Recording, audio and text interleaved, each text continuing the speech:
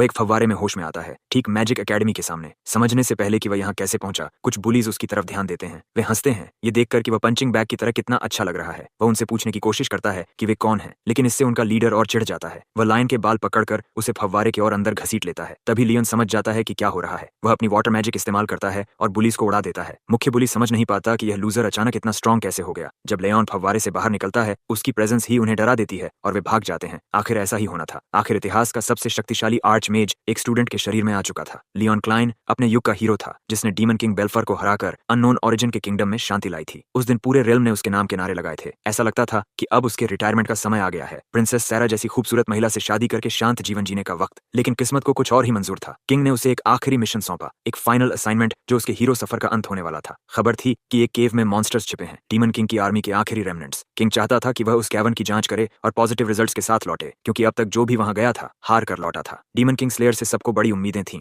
Leone जानता था कि उसे क्या करना है। जिन लोगों से वह प्यार करता था, उन्हें खतरे में वह नहीं देख सकता था। बच्चों के लिए, उन ऑर्फन्स के लिए जो उसे अपना रोल मॉडल मानते थे, उसे डीमन किंग के बचे हुए अंशों को मिटाना ही था। बिना किसी शक के उसने यह काम स्वीकार कर लिया। उसका मार्गदर्शन करने के लिए प्रिंस शार्क को चुना गया। जाने का दिन आया और प्रिंस शार्क उसे करप्ट केव में ले गया। अंदर गहराई में पहुंचते ही प्रिंस शार्क ने अपनी असली मंशा दिखा दी और पीछे से वार किया। हथियार में लीथल पॉइजन लगा था, जिससे लायन की मौत तय थी। प्रिंस शार्क हमेशा लियोन को अपनी अथॉरिटी और एब्सोल्यूट पावर के लिए खतरा मानता था। उसे लगता था कि लियोन उसकी लड़की क्वीन सेरा को भी छीन रहा है, लेकिन लियोन का ऐसा कोई इरादा नहीं था। न उसे पॉलिटिक्स चाहिए थी, न पावर। वह बस लोगों से, खासकर उन ऑर्फन बच्चों से सच्चा प्यार करता था। हकीकत यह थी कि इस घटिया इंसान ने उन बच्चों को पहले ही मार डाला था, ताकि लियोन की इच्छा को आगे बढ़ाने वाला कोई न बचे। यह इतना नीच था कि इसे डेविल कहना भी डेविल का अपमान होता। उसने लियोन को कैवर्न की गहराई में लात मार दी, उसे पॉइजन से तड़प तड़प कर मरने के लिए छोड़ दिया। लेकिन लियोन गिरने के बाद भी जिंदा बच गया और खुद को अर्थ की गहराई में पाया। तभी एक रहस्यमयी स्केलेटन क्रीचर सामने आया, हमला करने को तैयार। लियोन ने फायरबॉल से उसे खत्म कर दिया। हैरानी की बात यह थी कि एक सिस्टम इंटरफेस प्रकट हुआ और उसके किल को काउंट किया। एक एनिमी डाउन, लेकिन उसे लगभग 1 मिलियन मॉन्स्टर्स और मारने थे। तभी वह उस सीक्रेट क्वेस्ट को पूरा कर सकता था जो उसके गिरने से ट्रिगर हुई थी। एक और क्रीचर ने हमला किया और वही अंजाम हुआ। किल काउंट फिर बढ़ गया। लियोन अपनी हालत पूरी तरह नहीं समझ पा रहा था, लेकिन वह मॉन्स्टर्स का कत्लेआम करता रहा, उम्मीद में कि कभी न कभी बाहर निकलने का रास्ता मिलेगा। साल बीतते गए। उसे आगे बढ़ाने वाली बस एक ही चीज थी, उस गद्दार से रिवेंज की आग। जब उसने 60,000 किल्स पूरे किए, उसे डार्क एट्रीब्यूट मैजिक मिली, ऐसी शक्ति जिसके बारे में उसे पहले कोई ज्ञान नहीं था। 10 साल तक वह उसी नर्क में मॉन्स्टर्स को मारता रहा। आखिरकार 1 मिलियन किल्स पर क्वेस्ट पूरी हुई और उसके सामने एक आर्केन डोर खुला। लियोन बिना सोचे गेट के अंदर चला गया। उसकी हालत इससे बदतर हो ही नहीं सकती थी, लेकिन आश्चर्यजनक रूप से वह खुद को एक पॉन्ड के बीचों बीच पाता है। संभलने पर उसे एहसास होता है कि वह एक एजुकेशनल इंस्टीट्यूट को देख रहा है। कहानी ठीक से शुरू भी नहीं हुई थी कि इंस्टीट्यूट के कुछ बुलीज आसान शिकार ढूंढते हुए आ गए। वे हमारे लड़के को कुराबन कहकर बुलाते हैं, एक ऐसा नाम जो उसे बिल्कुल अपना नहीं लगता। क्योंकि वह इन पंक्स को जानता तक नहीं था, उसने स्वाभाविक रूप से पूछ लिया। बस यही बात उनके लीडर को गुस्सा दिला देती है। वह हीरो का सिर पकड़कर उसे पानी में डुबो देता है, ताकि वह डम एक्ट करना बंद करे और सब कुछ याद कर ले। दूसरी तरफ लियोन को जरा भी समझ नहीं आ रहा था कि हो क्या रहा है। वह अपनी मैजिक स्पेल आर्मर फ्लड इस्तेमाल करता है और उन बेवकूफों को कचरे की तरह उड़ा देता है। गूंज समझ ही नहीं पाते कि एक विम्प ने इतना चैड मूव कैसे कर दिखाया। समझदारी दिखाते हुए वे वहां से भाग निकलते हैं, इससे पहले कि और पिटाई हो। लियोन अभी अपने विचार ही समेट रहा था कि उसे एक अजीब आवाज सुनाई देती है। एक आर्केन वॉइस इस बात से हैरान थी कि उसकी मैजिक सप्रेस्ड होने के बावजूद उसने बुलीज को कैसे उड़ा दिया। वह रहस्यमयी आवाज लायन को एक प्राइवेट जगह ले जाती है और आखिरकार एक छोटी लड़की का रूप ले लेती है। बिना चेतावनी के वह उसे गले लगा लेती है, जिससे उसके दिमाग में सवालों का तूफान उठ जाता है। वह खुद को लूना बताती है, गॉडेस की मैसेंजर। संक्षेप में वह मृत आत्माओं की गाइड थी। सच्चाई यह थी कि लियोन उसी पल मर चुका था जब उसे कैवर्न की गहराई में धकेला गया था। जिस दुनिया में वह अब जी रहा था वह उसकी पुरानी दुनिया से बिल्कुल अलग थी, और जिस शरीर में वह था वह कुराबन नाम के लड़के का था जो इसी दुनिया का निवासी था। लियोन सब कुछ पचाने के लिए एक पल लेता है और फिर पूछता है कि उसे यहाँ क्यों लाया गया। जवाब मिलने ही वाला होता है कि उनके सामने एक विशाल गेट प्रकट हो जाता है। इसे पार करने पर सच्चाई सामने आएगी। गेट के उस पार एक बंजर जमीन है और ठीक सामने खड़ा है ग्रैंडोरस। ये वही मॉन्स्टर था जो कभी डीमन लॉर्ड बेल्फार की सेवा करता था। इसे देखते ही हमारे लड़के की रूह कांप जाती है। ये कोई साधारण मॉन्स्टर नहीं था। पहले इसे हराने में उसे 3 दिन लगे थे, लेकिन लूना उसे भरोसा दिलाती है कि उसकी नई मैजिक पावर्स के साथ यह लड़ाई बच्चों का खेल होगी। तभी लियोन को डार्क एट्रीब्यूट मैजिक याद आती है जो उसे उस सीक्रेट क्वेस्ट के दौरान मिली थी। बीस्ट बेरहमी से हमला करता है। लियोन बिना झिझके डार्कनेस को छूता है। उसकी घूमती डार्क मैजिक मॉन्स्टर की मैजिक बैरियर तोड़ देती है और फिर वह डेडली डार्क क्लॉज से उसका गला दबा देता है। बस वही एक टेक्निक उस ताकतवर क्रीचर की जान लेने के लिए काफी होती है। लूना खुशी से नाच उठती है, यह देखकर कि मॉन्स्टर 1 शॉट हो गया। लियोन खुद भी अपनी छिपी पोटेंशियल देखकर दंग रह जाता है। उसकी जिज्ञासा और बढ़ जाती है और वह लूना से सच्चाई उगलने को कहता है। थोड़ी देर बाद सब साफ होता है। डीमन किंग बेल्फार इस दुनिया में भी आने वाला है। पहले जो गेट बना था वह डीमन किंग के प्रभाव से बना था। अगर उसे रोका नहीं गया तो मॉन्स्टर्स के साथ यह दुनिया विनाश में डूब सकती है। इसीलिए गॉडेस ने खास तौर पर उसे इस दुनिया में बैलेंस बनाए रखने के लिए चुना। आगे देखते हुए लियोन की नजर एक फड़फड़ाते झंडे पर बने क्रेस्ट पर पड़ती है। उसे याद करने में देर नहीं लगती। यह उसी बास्टर्ड का निशान था जिसने उसे मरने के लिए धकेला था। अगर यह क्रेस्ट यहाँ है तो शार्क भी इस दुनिया में आ चुका है। रिवेंज की आग उसकी मुट्ठियां कांपा देती है। लूना ये महसूस कर लेती है, लेकिन ज्यादा देर रुक नहीं पाती और गायब हो जाती है। कोई आ रहा है। आने वाली एक फीमेल स्टूडेंट है जो उससे बात करना चाहती है। उसने आसपास गेट के प्रकट होने को महसूस किया था और उसके बारे में पूछना चाहती है। लियोन के जवाब देने से पहले ही